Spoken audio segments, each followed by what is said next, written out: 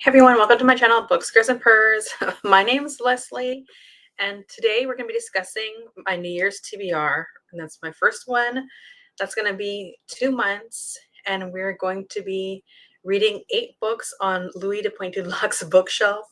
I thought this would be a really cool segment to do for the next 2 years, where I'll explore a character's bookshelf from Interview the Vampire.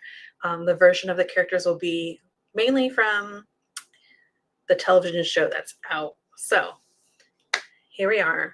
What I'll do is I'll go ahead and I'll go through the prompts that I put together, and then I'll kind of like back it up for a second and let you know what books I've chosen. In honor of Louis, I'm wearing these dagger earrings. I don't know if you can see it because, you know, he likes to stab people, I guess. And I'm wearing red, and one of the outfits that Louis wore were like a red outfit, so I thought that'd be kind of cool. And Lestat's lurking in the background.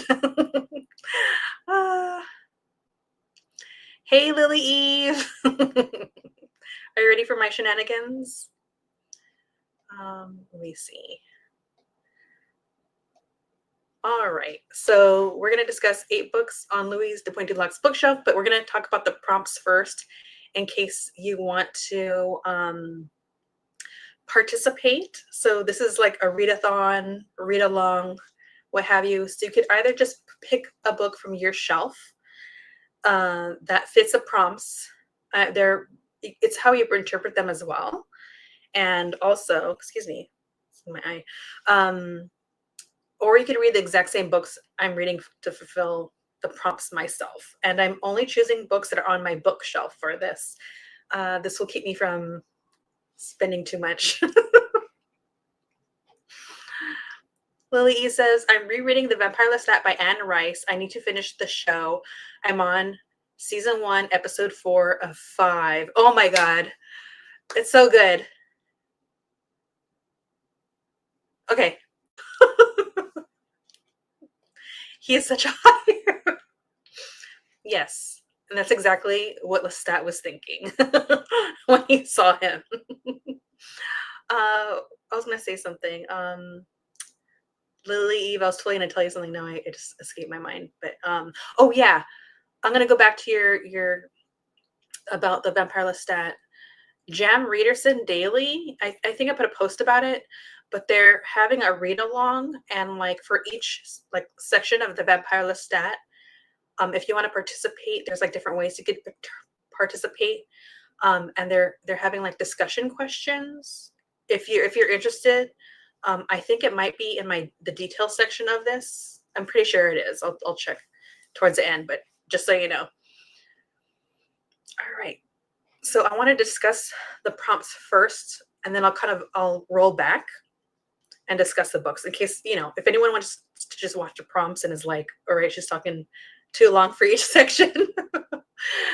Yeah. Yeah, Jam Readerson, I've seen that there's some questions up already for like the little bit of the section of the Vampire Lestat, and I really want to respond to it. I'll probably do it later today. I just haven't done it yet. All right, let's see if I know how to use this. I was tinkering with this earlier. Okay, cool. All right, so the first prompt is a storyteller, and these are all like aspects of Louis that I kind of noticed. So one would be that he's a storyteller, right? He's being interviewed by someone, and he wants us as the viewer, as an interviewer, to be seduced by the tale. So that's one of the prompts. The second one is the timeline where the television show takes place. Louis is treated like an outsider in his own community because it's just racist. So I wanted to capture that, and that's also an important part of not just the show, but the books and what the show teased out and adapted to the show really well, which is that Anne Rice has said in interviews that vampires are really meant to, like, for lack of a better words, like symbolize the outsider. And so the way that Louis is adapted makes sense to me because he is someone that feels like an outsider. Society around him treats him like he's an outsider, and it's not till like the passage of time to where the story is now in the 2020s, that he's able to navigate society in the way that unfortunately is letting him do and be himself, because he has so much to offer, right? And in the past, he was restricted and had to navigate society through Lestat to get anything done, really.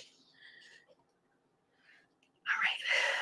So in season 1, Louis says that him and Claudia are Lestat's baby birds. And I always really like that. And birds are constantly used in the books and the show for symbolism. So one of the prompts is Louis is Lestat's baby bird. All right. Another prompt is at some point, Louis is really just wrestling with the past through like artistic endeavor.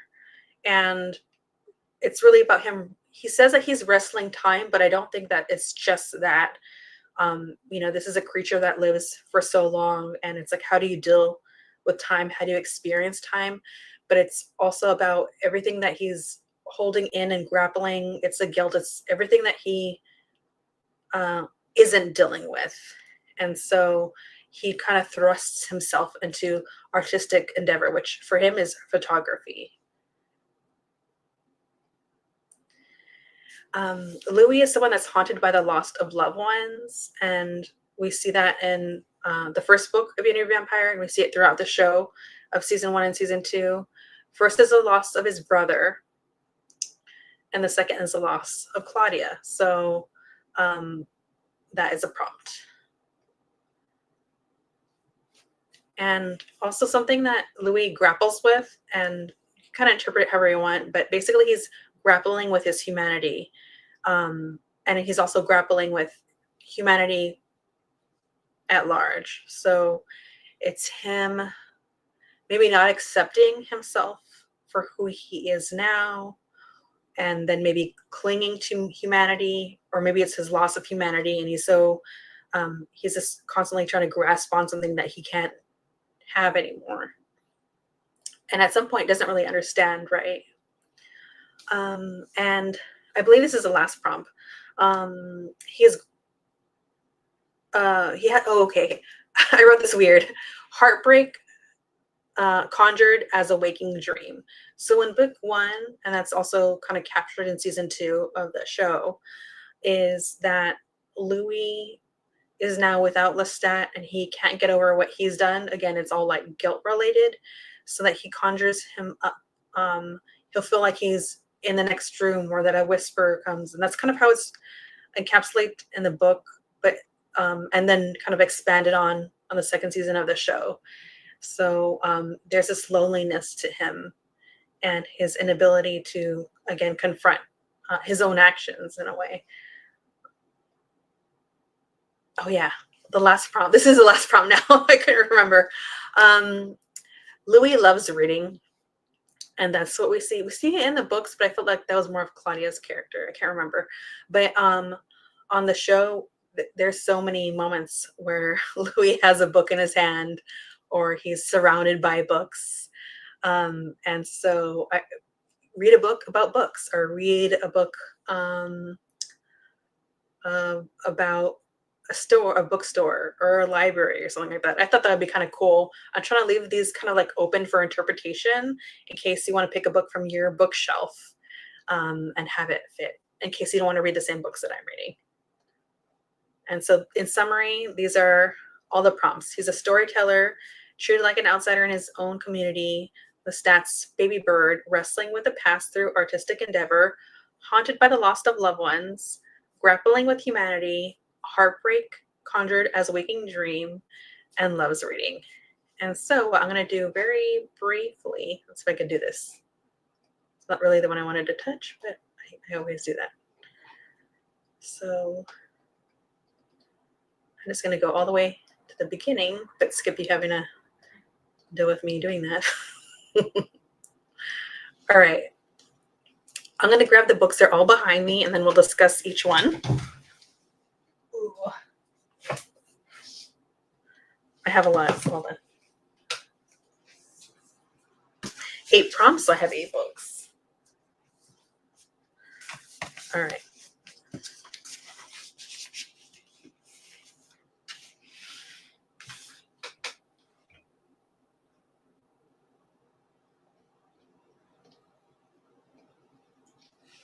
Here we are. All right. So we're going to go back to the first prompt really quick. All right. So Louis is a storyteller. I haven't taken off my sticky notes from the books yet. So it says Louis at the top. I guess I should leave this up, huh? All right. I'm going to read Between the World and Me by Ta-Nehisi Coates. I have some books I have to run and grab, and I totally forgot as references, but I haven't read any books by this author. And you know what? He used to kind of stop by this bookstore that doesn't even exist anymore, that I always wanted to see him speak and stuff. Anyways, I'm going off on a tangent, but this is basically my choice for the first prompt. It's written, I believe, in the form of the letter. I do have another James Baldwin book here, but James Baldwin wrote that book, that one where he writes to his nephew. Oh my God, I have it on my shelf and I've read it like several times. But this is written in the same vein of that. And also there's another author. Oh, The Fire Next Time, The Fire This Time. Also, Don Lemon wrote in that style where he's writing a letter to his nephew. And so this is something similar. And so on the inside it says, in a profound work that pivots from the biggest question about American history and ideals to the most intimate concerns of a father for his son, Ta-Nehisi Coates offers a powerful new framework for understanding our nation's history and current crisis. Americans have built an empire on the idea of a race of falsehood that damages us all, but falls most heavily on the bodies of Black women and men, bodies exploited through slavery and segregation, and today threatened, locked up, and murdered out of all proportions. What is it like to inhabit a Black body and find a way to live within it? And how can we all honestly reckon with this fraught history and free ourselves from its burden? Between the Worlds and Me is Ta-Nehisi Coates' attempt to answer these questions in a letter to his adolescent son. Coates shares a story of his awakening to the truth about his place in the world through a series of revolutionary experiences from Howard University to Civil War battlefields, from the south side of Chicago to Paris, from his childhood home to the living rooms of mothers whose children's lives were taken as American plunder, beautifully woven from personal narrative, reimagined history, and fresh, emotionally charged reportage. Between the World and Me clearly enumerates the past, recently confronts our present, and offers a transcendent vision of a way forward. And this just reminds me so much of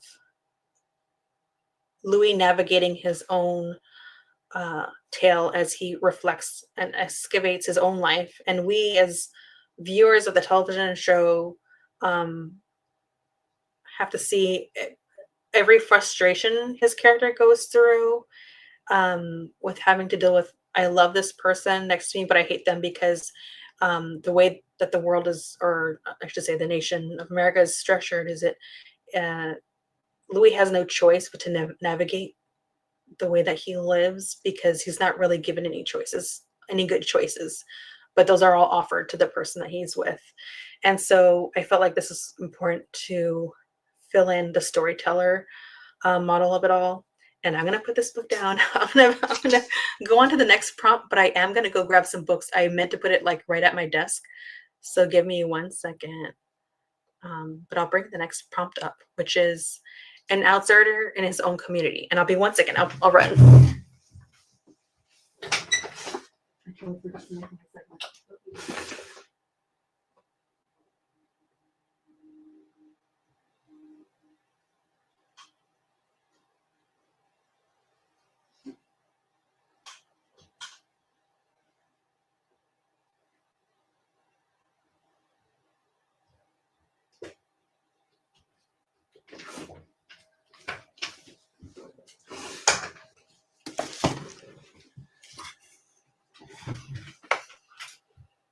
That's okay. That's perfect timing. I have to run to the store. If I miss the rest, I will watch replay.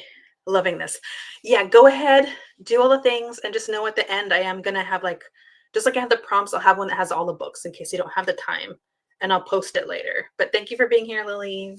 I always enjoy spending time with you. All right.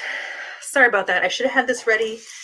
I ran over to my bookshelf where I have basically all the James Baldwin books I've read, or books that are related to his work. And so what I was thinking of, The Fire This Time, a collection put together by Jasmine Ward, or This is a Fire by Don Lemon. I've read that one, along with The Fire Next Time. And so that is ultimately what Ta-Nehisi Coates is kind of writing in that same fashion, if that makes any sense. And I bring all those books up because for this prompt, I am going to be using Notes of a Native Son by, oh, can you see it? By James Baldwin. I have so many James Baldwin books that I haven't read. And so I will let you know that throughout all these different characters, one of them will be fulfilled with reading a James Baldwin book. Because if I'm not focusing on the author for 1 month, then I at least want to sprinkle him throughout. And I don't want to put it by the side reading his work. So get into Pointe, an outsider in his own community.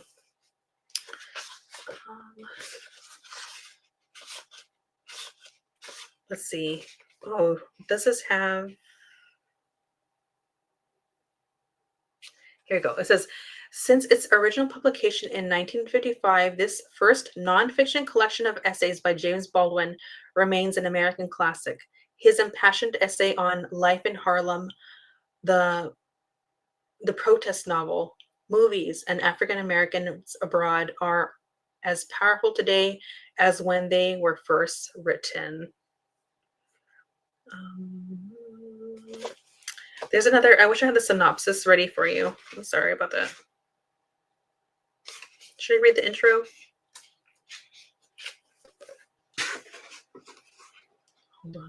Hold on tight.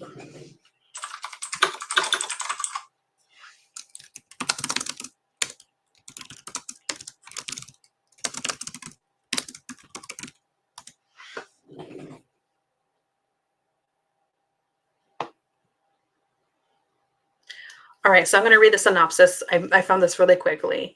It says, Notes of a Native Son is a collection of essays, 10 essays by James Baldwin, published in 1955, mostly tackling issues of race in America and Europe.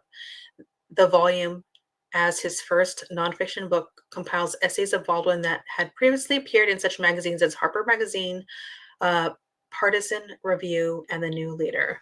So it's nonfiction, and I felt like it was just fitting into this particular prompt.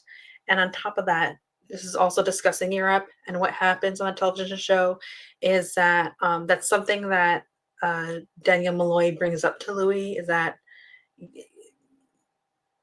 he's leaving the States for another part of the world, and that doesn't mean that like there's unfortunately any escape from the I guess you could say social injustices that Louis faces, and we see that tragically unfold in season 2 of the show. Anyway, so I'm rambling. Another great book to read are so many of James Baldwin's book, but I'll bring that up later for our next prompts.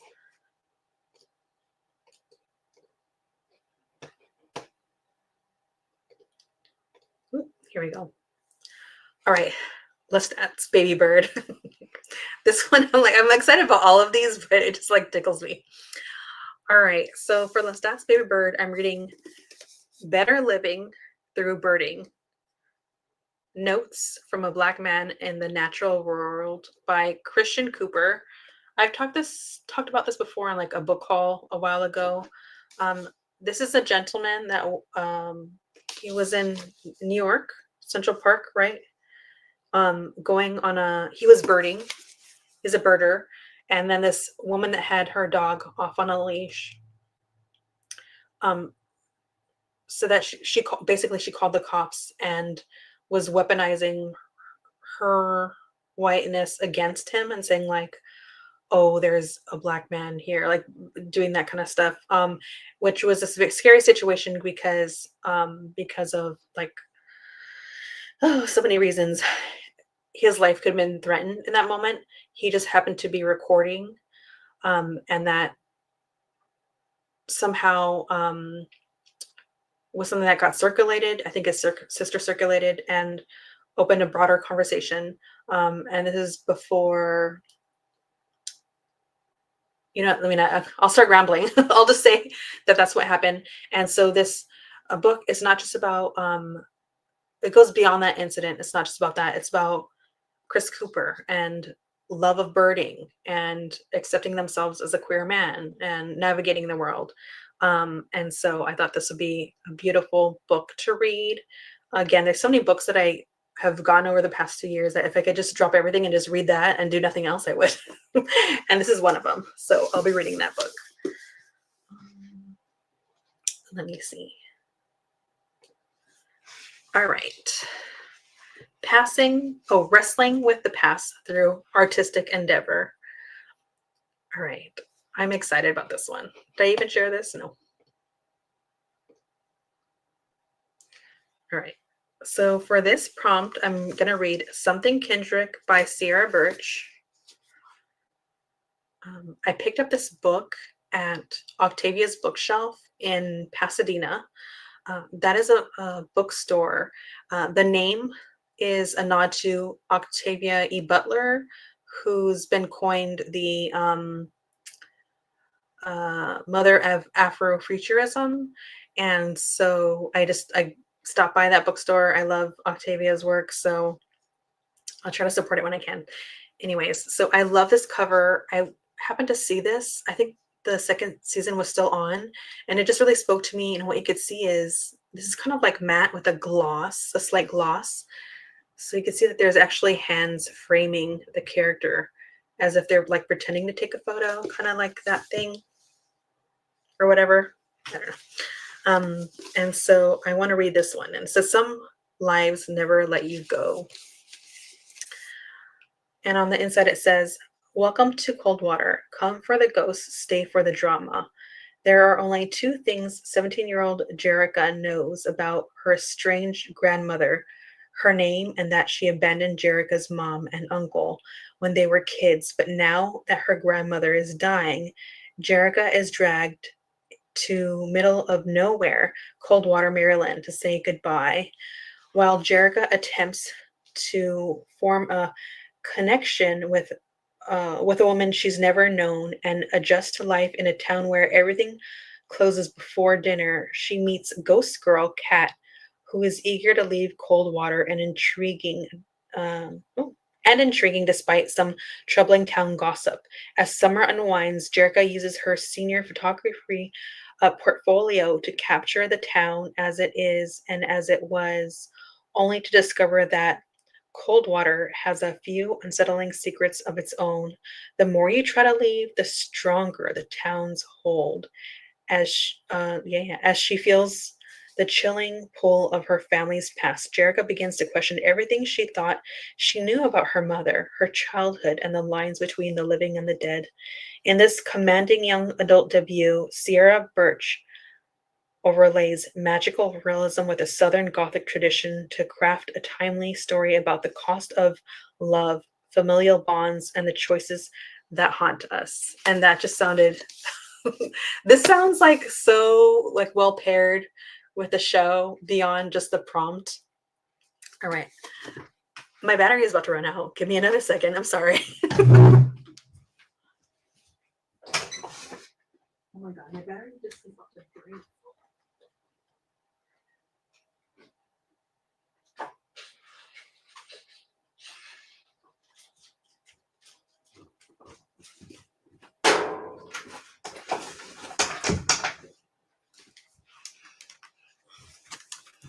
All right, talk about a chaotic morning. I did it to myself. I got up really early this morning and I was just running so many errands, and I thought I could do it all. All right, you hear me struggle. All right.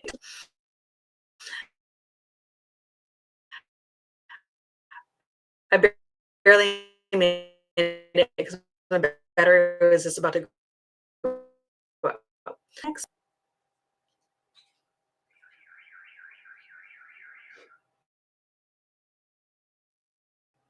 Okay, good.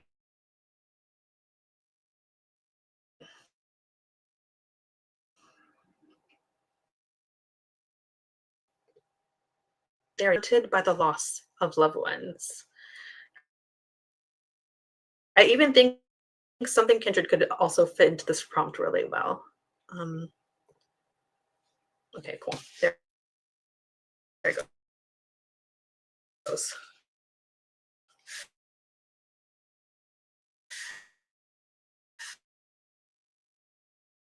All right, and I'm gonna believe someone that works there wrote this. I listened to their podcast. Uh-oh, something's going on.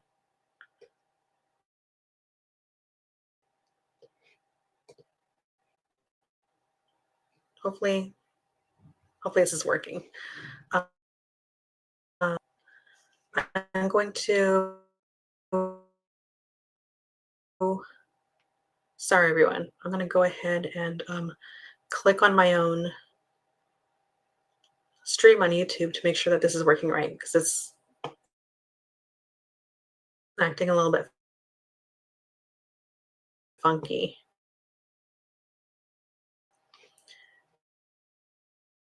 And so I'm worried.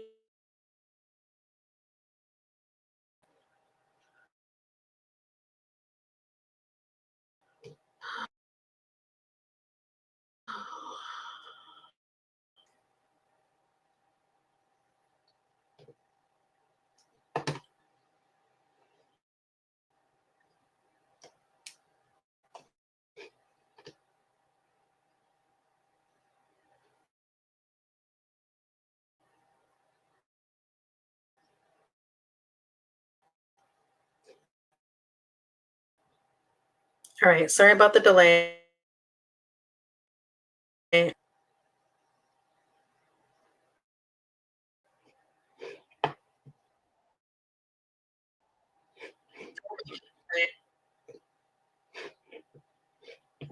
Yeah, I could tell that. So I'm reading The Black Lord by Colin Hinckley to fulfill Haunted by the Loss of Loved Ones. On the back it says Eddie's parents may be agonizing over the disappearance of his infant brother Danny, but Eddie's facing a terror all his own. There's a strange figure outside that claims it has Danny's safe and sound. All Eddie needs to do to get his brother back is open that window. Eddie's father is filled with guilt over his relationship with his own grief and terror alone. His grandmother carries with her a disturbing and all too relevant truth about their shared family history. As minutes tick by and hope for Danny grows ever smaller, the very fabric of their world disintegrates, welcoming eldritch terror of unspeakable providences to their doorstep. The family is losing a decades long struggle against an entity that is not of this world, and its hunger threatens to swallow them whole. And so I thought this is also thin because so many of my other books are quite thick. I thought this would be really great to read. So moving along to the next prompt.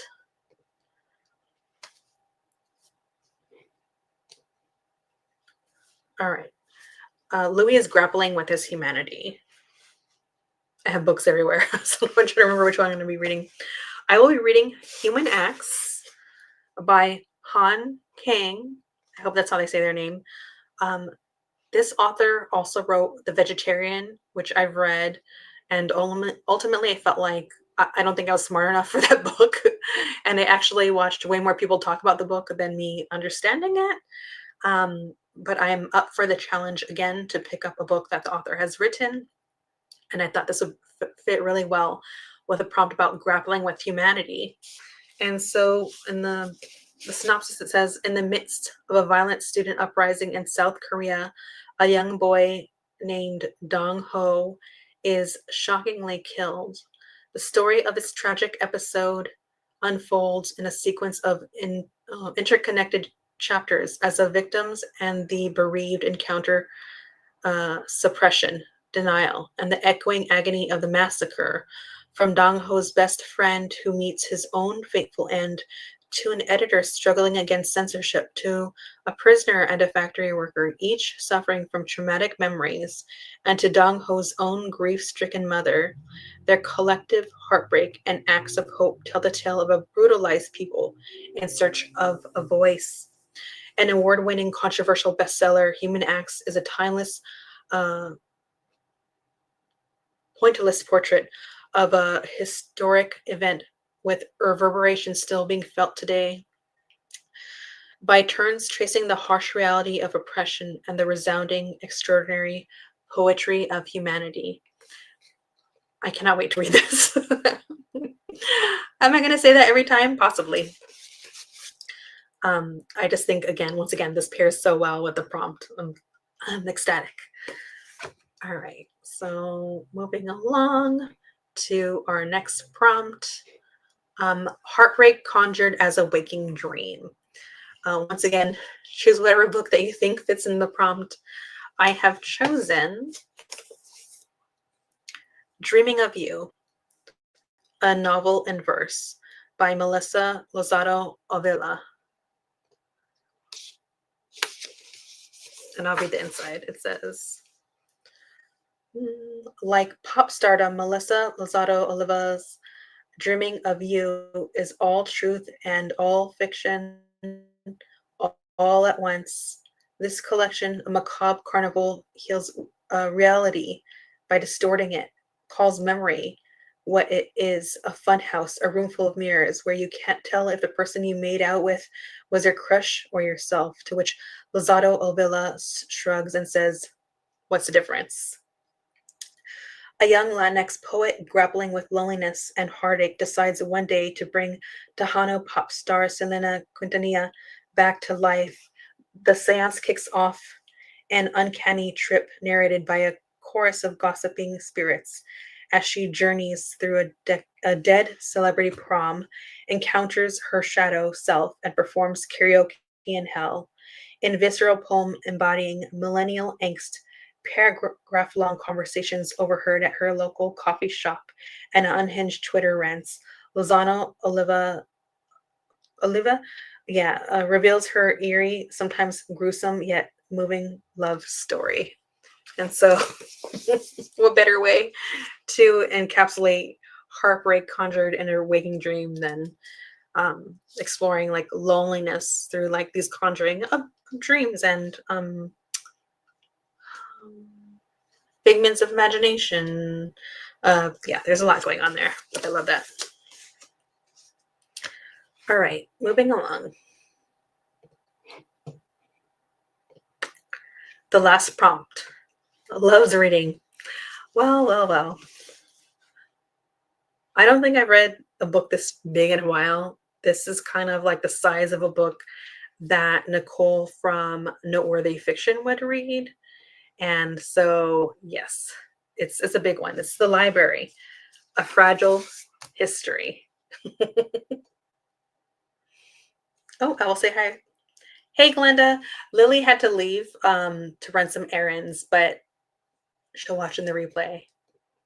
I hope you had a good Christmas too. Let me know how yours was. Mine was kind of relaxed at times and then a scramble in others. All right, so The Library is the last book. And I even like that it says A Fragile History, because isn't that what Louis has really been dealing with? Okay, it says, framed across the known world, jealously guarded by private collectors, built up over centuries, destroyed in a single day, ornamented with gold leaf and frescoes, or filled with beanbags, and children's drawings. The history of the library is rich, varied, and stuffed, full of incidents. In the library, the first major work of its kind, historian Andrew Pettigrew and Arthur de Weduen trace this extraordinary history from the famous collections of the ancient world to the embattled public resources we cherish today. Along the way, they introduce us to the antiquarian and philanthropists who shaped the world's great collections, trace the rise and fall of technologies, ideologies, and tastes, and reveal the high crimes and misdemeanors committed in pursuit of rare and valuable manuscripts. Very often, they find libraries flourish in the hands of their first owner, then waste away as collections that represented the value and interest of one generation's fail to speak to the one that follows.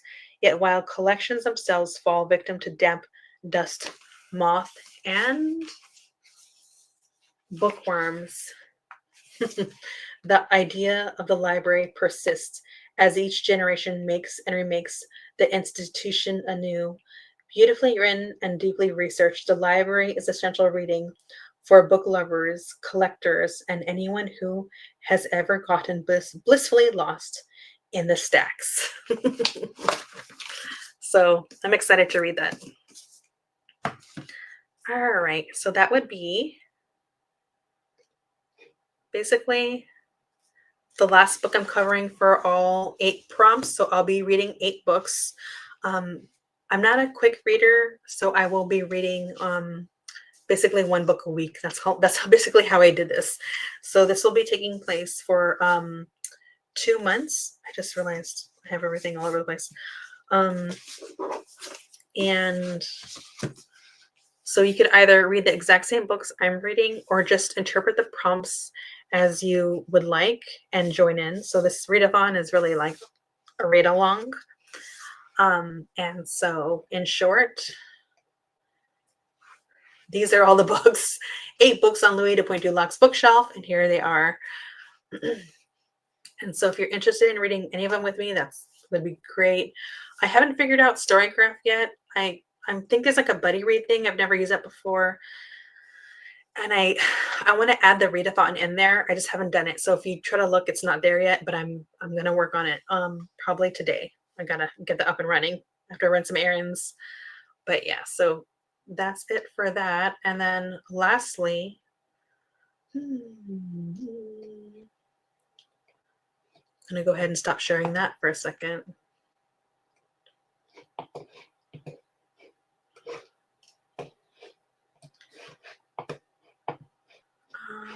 Give me 1 second. I did want to do like a little spotlight. I usually do it like in my wrap-ups, but I thought maybe I'll do it during my TBR.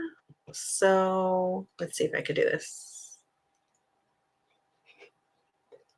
And I talked about this earlier, but let's look at this together.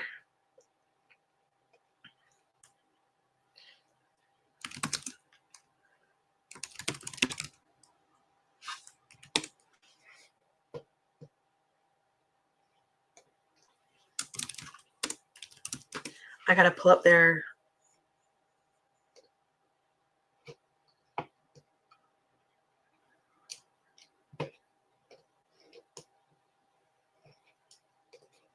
Oh, glad your Christmas was good. That's good.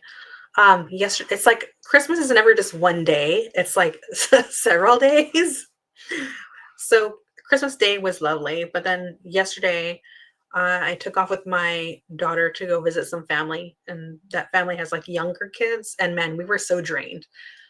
We were hanging out in the morning until like 3ish, and then we left. And like as soon as I got home, even though it was still really early, we kept like nodding off and sleeping because we were so tired. I just have old lady energy, and I don't have young kid toddler energy anymore. So let's check this out.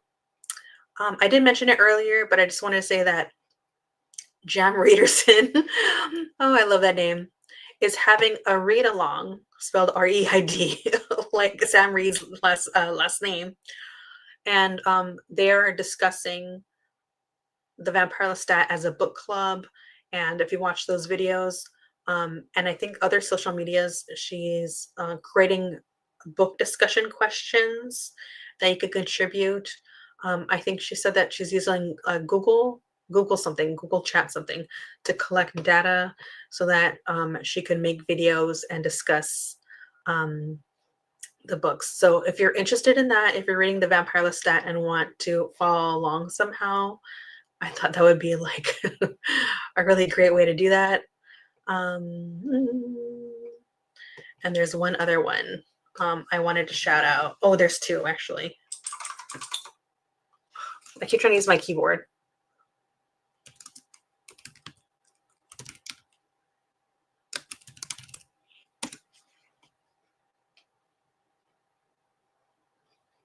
Oh, it is this one. Okay. I have these in my detail section if anyone's interested. So this one is Jacob Anderson Daily, Daily Riley Ritchie. So this account, is it this one? Yes. This account talks all things Jacob Anderson's musical persona and their music. And so if you're interested in it, they just kicked off their podcast. They had their first episode. As you can see, I was already watching it. I really enjoyed it. And there's one other one, but it's like on Spotify. I don't know where else they are.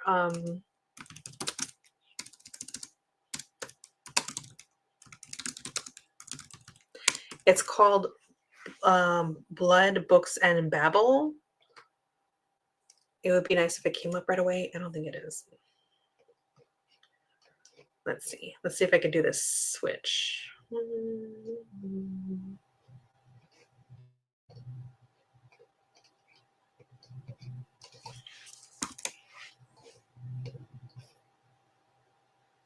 Give it 1 second. Here we go. All right, Blood, Books, and Babble, a Vampire Chronicles podcast, which is just that. And it's pretty recent, but I've been enjoying it. I think they started when did they start? Oh, yes, they started in October. And so if you're interested, it's very quick to catch up. They don't have that many episodes out. They just had a Christmas one, a Lion Court Christmas that like really tickled me. But yeah, so I enjoyed all those podcasts. You know, I'm a fan girly through and through. So feel free to check that out. Lastly, if you've gone to the end of this, thank you. Later on, if not today, tomorrow, I'll put a post up about the prompts and what I'm reading as a community post. Also, I am doing a raffle. I'm trying to figure out when I'm gonna announce the winner. I'm gonna be picking a book from my bookshelf, a hardcover. It will be gently used, meaning I usually like have highlights. I'll make sure I take out all the little stickies and stuff.